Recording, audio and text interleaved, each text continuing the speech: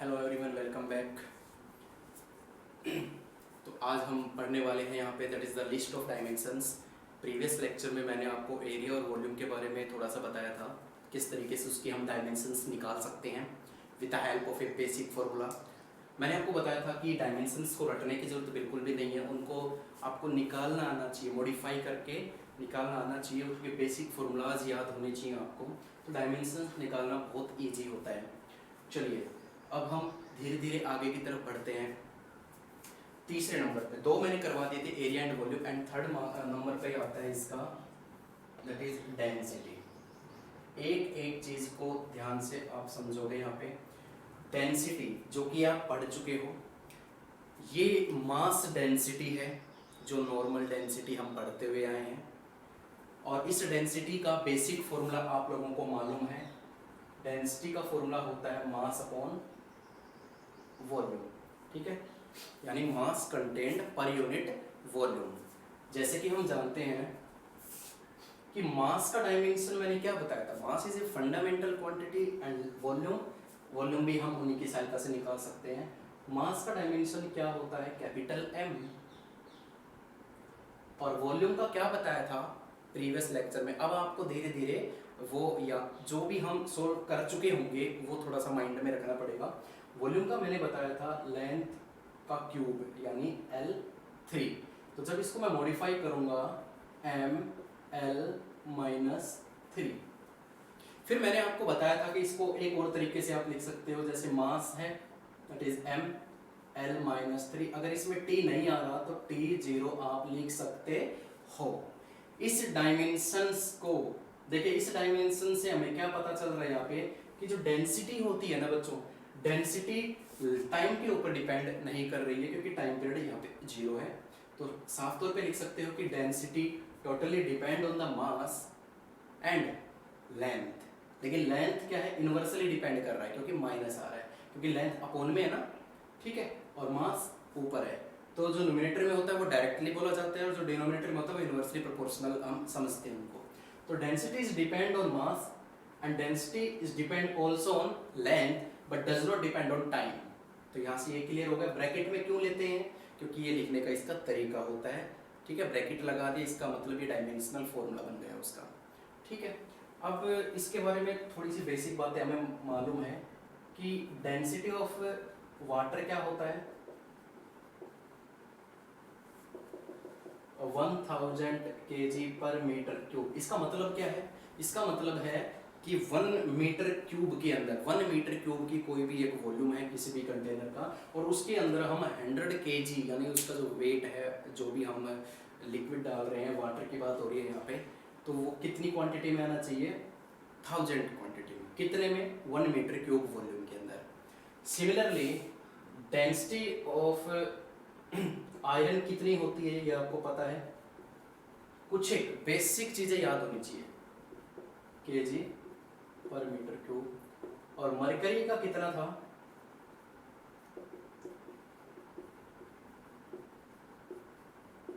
ठीक है। तो ये बेसिक बातें मैंने बता दी। तो डेंसिटी का डायमेंशनल फॉर्मूला क्या बन के आता है बच्चों, ML-3। ये आपको याद रखना है। ये तीसरे नंबर पे था। चौथे नंबर पे आती है आपकी that is relative density.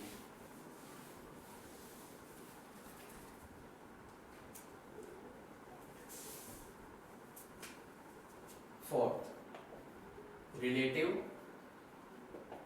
Density. Relative density का बेसिक फॉर्मूला आपने 9th क्लास में पढ़ा है, आर्किमिडीज प्रिंसिपल वाली यूनिट के अंदर।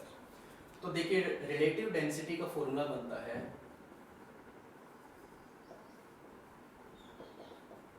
Density of material to the density of water.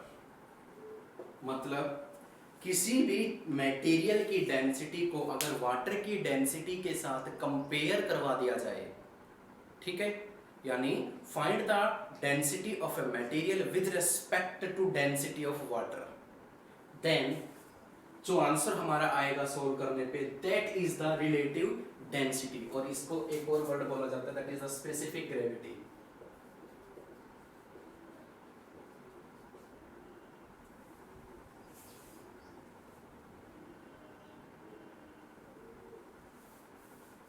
चलिए इसको फिलहाल रहने दीजिए, आगे आएगा तो तब सोल्व करवा दिया जाएगा।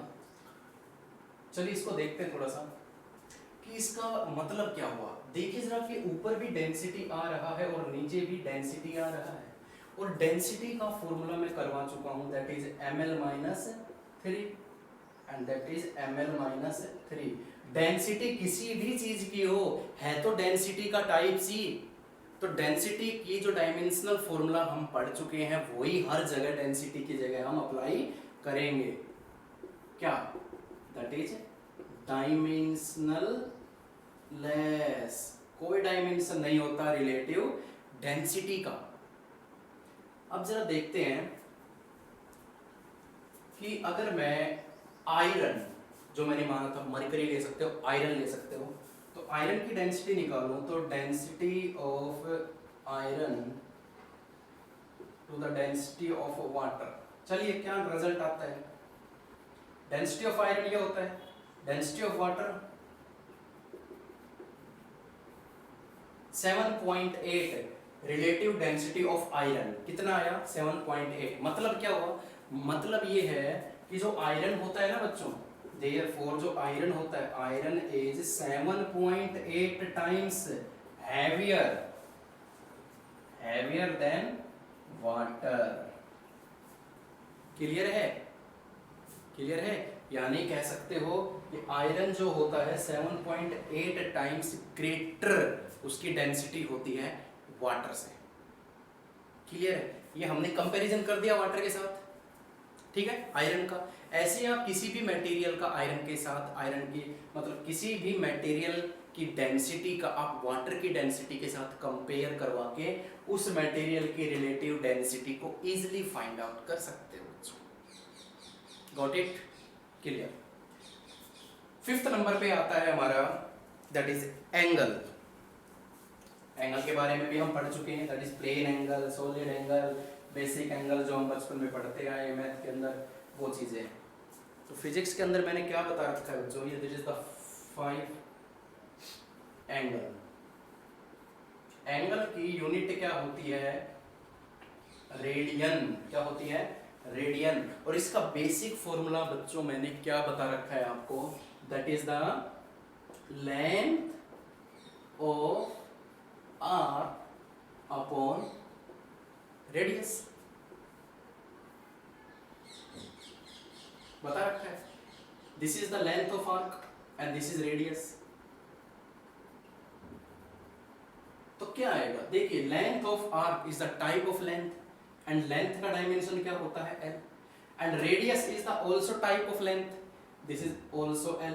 कैंसिल आउट, तो ये भी क्या बन गया बच्चों, डायमेंशन लेस, यानी एंगल की भी कोई डायमेंशन नहीं होती। लेकिन जो सबसे इंपॉर्टेंट चीज यहां से निकल के आ रही है ना, यहां देखो एंगल का कोई डायमेंशन नहीं होता लेकिन एंगल की यूनिट होती है।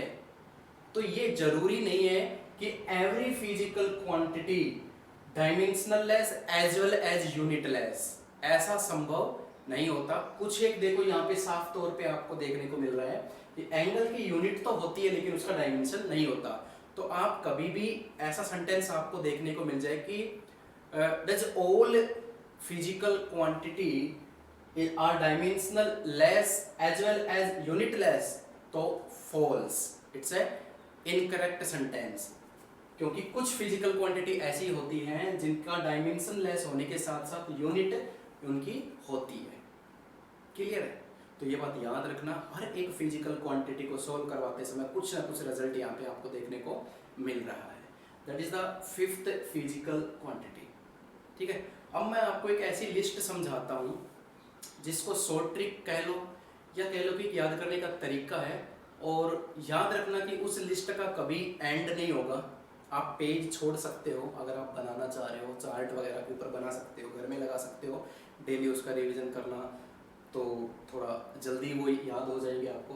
तो उस लिस्ट के बारे में थोड़ा सा हम यहाँ पे डिस्कस करते हैं। और उस लिस्ट में मैं आपको कम से कम ये समझ लो कि एक ही लिस्ट के अंदर 10 से 15 फिजिकल क्वांटिटीज को रिमेम्बराइज कर लेंगे यहाँ पे। तो जितनी हमारे पास यहाँ पे जगह है मैं उतनी आपको समझाने की कोशिश करता हूँ।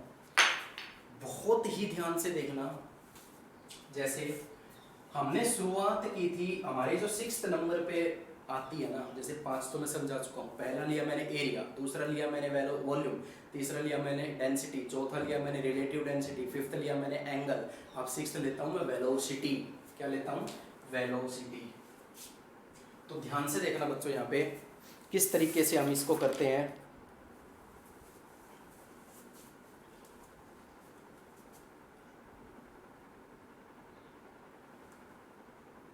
वेलोसिटी का बेसिक फॉर्मूला क्या होता है? 9th क्लास में पढ़ा है, डिस्प्लेसमेंट बाय टाइम। तो देखिए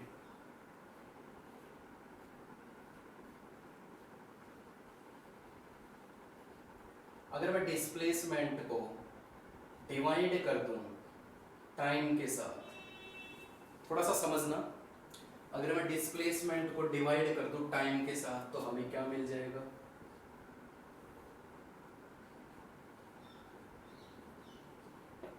वेलोसिटी। क्लियर है? और याद करो कि displacement is the type of length, L इसका डायमेंशन है, और एल को अगर मैं टाइम से डिवाइड कर रहा हूं तो इसका डायमेंशन क्या हो गया बच्चों? L upon T. इसका मतलब एल टी माइनस 1 इसका डायमेंशन हो गया। ये आ गई हमारी वेलोसिटी। ठीक है, वेलोसिटी से आगे की तरफ हम बढ़ते हैं। अगर मैं वेलोसिटी को डिवाइड करवा दूं टाइम के साथ फिर से, तो आपको मालूम है 9th क्लास में कि velocity divided by time that is acceleration.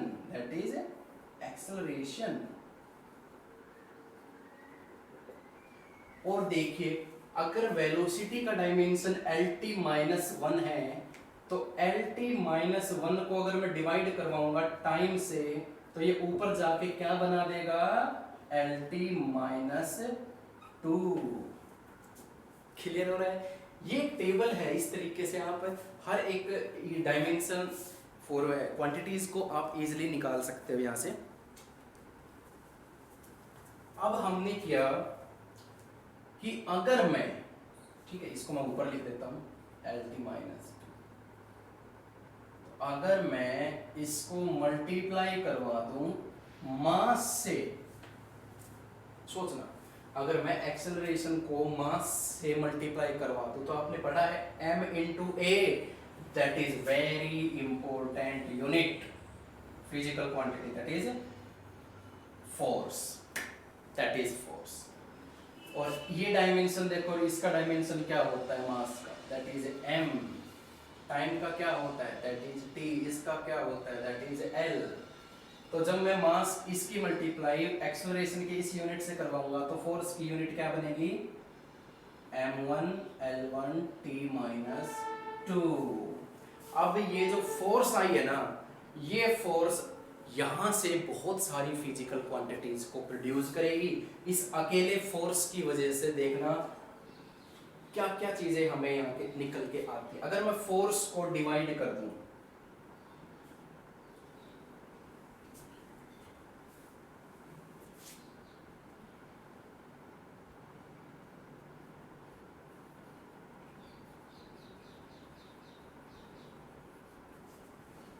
Force को अगर मैं डिस्प्लेसमेंट से डिवाइड कर दूं तो ये भी आपने 9th क्लास में पढ़ा है, force into displacement that is work done. क्या बन गया? वर्क। और एक और बात याद रखना बच्चों, जो वर्क होता है वो ही क्या होती है? एनर्जी। क्योंकि हम पढ़ते हुए आए हैं work is the form of energy, तो जो डायमेंशन वर्क का होगा वही डायमेंशन एनर्जी का होगा। और कितना डायमेंशन होगा इनका? ये फोर्स का डायमेंशन है और डिस्प्लेसमेंट का डायमेंशन होता है l, तो l की मल्टीप्लाई अगर मैं इससे करूंगा तो क्या बन जाएगा? m1 l2 t minus 2। हम इनको अलग अलग इंडिविजुअल भी सोल्व कर सकते हैं, लेकिन इस टेबल को जब आप बार बार बना के प्रैक्टिस करोगे तो आपको हर एक चीज समझ में आती चली जाएगी।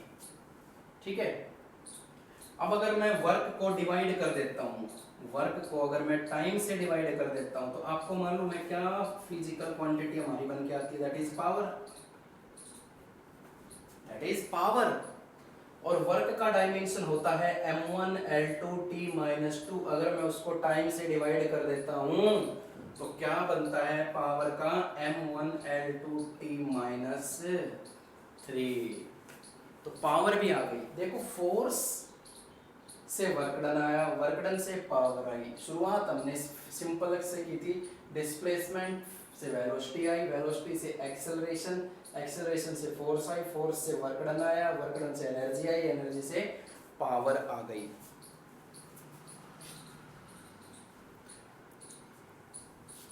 अब यहां से देखिए, अगर मैं फोर्स को मल्टीप्लाई करवा देता हूं, सॉरी फोर्स को डिवाइड करवा देता हूं एरिया के साथ, तो फोर्स अपॉन एरिया ये भी आपने 9th क्लास में पढ़ा है, that is pressure, that is pressure. और एरिया का डायमेंशन क्या होता है बच्चों, L2। और फोर्स का m1 L1 t माइनस 2 को अगर मैं डिवाइड करूंगा L2 के साथ तो क्या बन के आएगा m1 L minus 1 t minus 2। Force को एरिया से डिवाइड करवाया तो प्रेशर बनकर आया, और फोर्स को एरिया के साथ, और ये जो प्रेशर की डायमेंशनल फॉर्मूला जो आया है ना, वो और भी फिजिकल क्वांटिटी का होता है। यहाँ पे दो और भी है, स्ट्रेस और modulus of elasticity, modulus of elasticity. Stress और मॉडुलस ऑफ इलास्टिसिटी दोनों के बारे में आप पढ़ोगे 7th unit bulk property of matter के अंदर, ठीक है। तो इस पे पजल होने की बात नहीं है, सारी चीजें हम डिस्कस करेंगे। अभी हम सिर्फ डायमेंशनल फॉर्मूलाज निकालने की कोशिश कर रहे हैं, उनको सोल्व करने की कोशिश कर रहे हैं बेसिक फॉर्मूला की हेल्प से, ठीक है। अगर मैं फोर्स को यहाँ पे डिवाइड कर देता हूँ, सॉरी मल्टीप्लाई कर देता हूँ टाइम के साथ, तो फोर्स इनटू टाइम एक बहुत ही इंपॉर्टेंट फिजिकल क्वांटिटी बन के आती है, दैट इज इम्पल्स।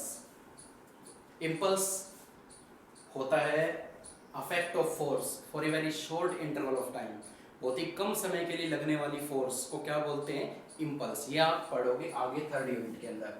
तो अगर मैं इस फिजिकल क्वांटिटी को टाइम के साथ मल्टीप्लाई करवा देता हूँ तो क्या बन के आता है बच्चों, that is m1 L1 t minus 1, ठीक है। और इसमें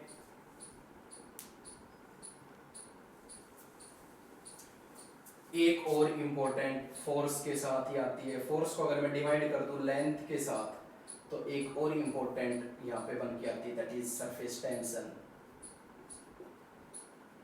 सरफेस टेंशन एक ऐसा कंसेप्ट है जो कि लिक्विड से जुड़ा हुआ है, तो ये भी हम बल्क प्रॉपर्टी ऑफ मैटर के अंदर पढ़ेंगे, ठीक है। अगर फोर्स को मैं लेंथ से डिवाइड कर देता हूँ तो सरफेस टेंशन हमारा आता है। अगर मैं इस डायमेंशनल फॉर्मूला को लेंथ से सीधा डिवाइड कर देता हूँ तो L कैंसिल आउट हो जाएगा, क्या बचेगा हमारे पास m1 t माइनस। यहाँ देखिए वेलोसिटी, अगर मैं वेलोसिटी को मल्टीप्लाई करवा देता हूँ मास के साथ, तो mass into velocity that is momentum, that is momentum, very very important. और मोमेंटम का डायमेंशनल क्या बन के आएगा, वेलोसिटी का अगर मैं इसके साथ करवा देता हूँ तो m1 L1 t माइनस 1। तो ध्यान दीजिए m1 L1 t माइनस 1 इसका भी है, यानी इम्पल्स कह लो या मोमेंटम कह लो, बराबर है, दोनों का डायमेंशनल फॉर्मूला आता है। प्रेशर, स्ट्रेस और मॉडुलस ऑफ इलास्टिसिटी का भी सेम आता है, एनर्जी और वर्क डन का भी डायमेंशनल सेम आता है डायमेंशनल फॉर्मूला। तो आपको देखने को मिलेगा कि बहुत सारी फिजिकल क्वांटिटी ऐसी हैं जिनका डायमेंशनल फॉर्मूला सेम आता है, ठीक है। तो कुछ एक तो वैसे ही याद हो जाएंगे आपको। तो ये बेसिक है, आपको सिर्फ ये बेसिक ही याद करनी है, इनकी ही हेल्प से हम आगे निकालते जाएंगे और इस टेबल को बढ़ाते जाएंगे। आप जगह छोड़ सकते हो, ठीक है, या आप इनको इंडिविजुअल भी समझ सकते हो, ठीक है। मैंने समझाया था ये 6ठे नंबर पे आ जाएगी आपकी, ये 7वें नंबर पे आ जाएगी, ये 8वें नंबर पे आ जाएगी, ये 9वें नंबर पे आ जाएगी, ये 10वें नंबर पे आ जाएगी, पावर 11वें नंबर पे आ जाएगी, ये 12 पे आ जाएगा, ये 13 पे आ जाएगा, ये 14 पे आ जाएगा, ये 15 पे आ जाएगा, ये 16 पे आ जाएगा, ये 17 पे आ जाएगा। तो देखो एक ही टेबल से हमने कितनी सारी फिजिकल क्वांटिटी का डायमेंशनल फॉर्मूला निकाल दिया, ठीक है। तो इनकी प्रैक्टिस करना। आज इस लेक्चर के अंदर इस टेबल के बारे में ही समझाया मैंने। इस टेबल का कभी अंत नहीं है, बहुत कुछ इसमें अभी बाकी है निकालना, लेकिन जो 9th क्लास से रिलेटेड है, जब जहाँ तक आप पढ़ चुके हो, ये सारे कंसेप्ट आप पढ़ चुके हो, कुछ एक चीज़ें हैं जो आप पढ़ोगे +1 में, ये बेसिक है, आपको यही याद रखने हैं, बाकी तो आप इनकी सहायता से धीरे धीरे मॉडिफाई करते जाओगे और निकालते जाओगे। ठीक है, तो आज मैंने 17 तक करवा दिया, कल मैंने 2 करवाए थे, आज 3 से लेके 17 फिजिकल। इनको आप अलग अलग अलग अलग रफ कॉपी में जाके अलग अलग इंडिविजुअल इनको आप निकालने की कोशिश करना, प्रैक्टिस करना इनकी, क्योंकि सारे न्यूमेरिकल इन्हीं के ऊपर बेस्ड हैं। अगर ये याद नहीं होंगे तो न्यूमेरिकल करने को फायदा ही नहीं होगा। क्लियर है बच्चों? तो आई होप क्लियर हो रहा होगा हर एक कंसेप्ट आपको। ठीक है, नेक्स्ट वीडियो में हम आगे की फिजिकल क्वांटिटीज की थोड़ा सा डिस्कस करेंगे और इनकी एप्लीकेशंस के बारे में हम डिस्कस करेंगे। ठीक है, so thank you so much.